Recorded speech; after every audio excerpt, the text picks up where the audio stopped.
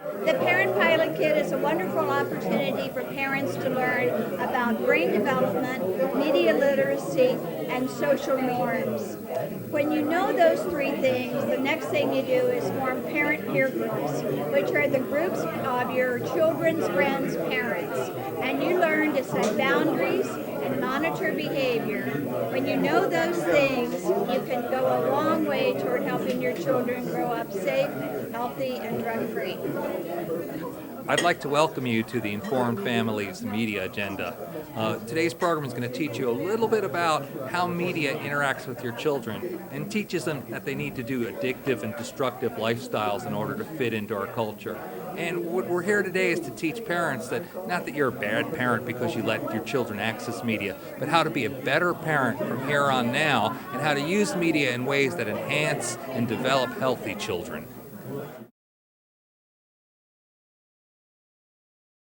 I want to actually spend a minute where we're going to get some reaction shots to put the cameras on the audience. Okay, now you guys are going to get a lesson in TV production because you think the camera's showing you what's going on. The camera always lies. The camera always lies. And here's how it lies. Right now, we're going to do the cutaway shot of the person who's impressed and nodding. Yes. Right. Now, we're getting the funny reaction shot. You found something funny, you're going to laugh. Here we go, let's laugh. All right, now we're going to do the applause like you really liked it, okay? I don't even know if you did.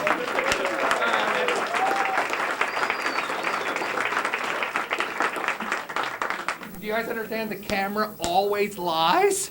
You think even when you're watching a reality show, you think you're watching reality, but no, you're not. Okay, you're watching somebody's story, and the story is always told by the owners of the corporation, and they're telling you their vision of the world.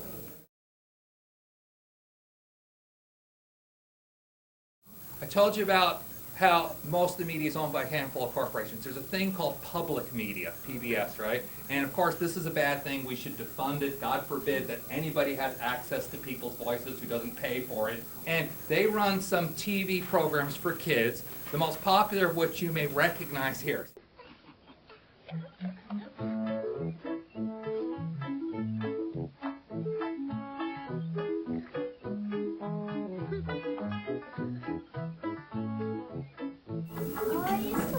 See? This is called educational TV. They're educating us. All right? So let's take a look at what education may or may not mean in this context.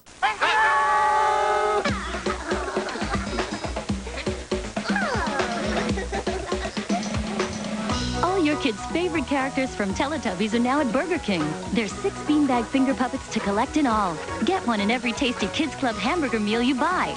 Still just $1.99. And try a Teletubbies favorite, Tubby Custard from Jell-O, only at Burger King. When you have it your way, it just tastes better. Okay, so do you have an idea of what education means? Okay, you guys kind of see the connection. Education means we can sell it somehow or another. We're going to educate you that way. The American Academy of Pediatrics, the 55,000 doctors in our country who take care of your kids, said we should have no passive screens at all below age 2. A passive screen is your video, your TV, your computers, your movies, your pads, your phones. Those are all passive screens. What we have here is the slide of a dendrite, that's a brain cell, okay, from a normal developed rhesus monkey. Here we have an example of a dendrite from a monkey whose development was suppressed, okay? Now, you can see there's a lot of branches here, big healthy tree, big thick myofacial sheathing here, and not so much. The difference between these two monkeys growing up, monkey A got to play with all the other monkeys and do monkey stuff growing up. Monkey B got to stay in his cage and watch the other monkeys do it. This is the oldest part of your brain. The reptilian brain is primarily where visual information is processed. So when you see a picture, you process it in the reptilian brain. Processing in the reptilian brain is near instantaneous. Here's the limbic region. The limbic region is all this good stuff in here, and this is, scientists believe this is hundreds of thousands of years old, and that's where emotions and things like that get processed, those kinds of connections, memories stored in here and stuff like that. But now I want to introduce you to the new part of your brain, the new kid on the block, your neocortex, your frontal lobe, the gray matter, the actual fuzzy gray stuff here. This can be counted in tens of thousands of years. This is where higher reasoning is stored. This is where you process language information. Language gets processed here. It takes about 5 seconds to process language. You guys may not think it's that slow, but it is. When I was growing up, all right, the average time between a cut is when one scene of visual information is replaced with another scene of visual information. The average time between cuts was about 8 seconds. And if you watch old programs, you'll see young kids say, "This is slow, I can't watch it." So this is from the Fox box. Notice how fast the time is between cuts. Notice the timing on cuts.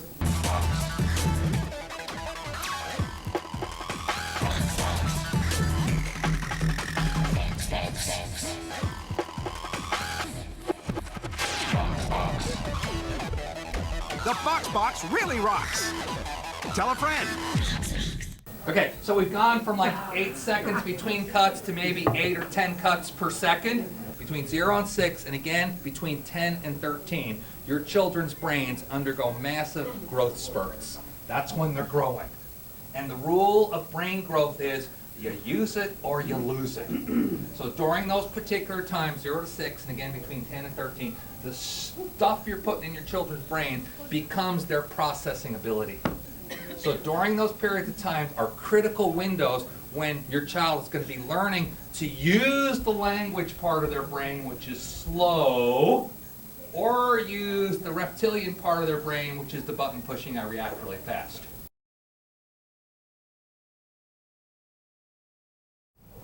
We get the idea that somehow we're going to learn imagination, that if kids are exposed to this stuff, it's good for them, it's good for their imagination. So let's kind of take a look at how that really works.